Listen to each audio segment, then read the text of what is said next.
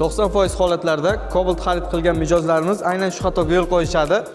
Hatto o'zim ham shu xatoni qilganman. Gap nima haqida ketayotganini bilish uchun videoni oxirigacha ko'rib o'ting. Cobalt avtomobilining yangilangan MCM pozitsiyalariga 2025-yilgacha ishlab chiqarilgan Cobalt avtomobillari uchun moslashgan gaz uskunalarini o'rnatishib, mijozlarimiz xatoga yo'l qo'yishyapti. Bu vaziyatda eskicha Cobaltlarga moslashgan gaz uskunasini MCM pozitsiyalariga qo'ysangiz, motorga nagruzka tushadi va mashinaning yurishi qiyinlashadi. MCM pozitsiyalarga motor o'zgarishlar bo'lgan, ham o'zgargan, buni yaxshi bilasiz.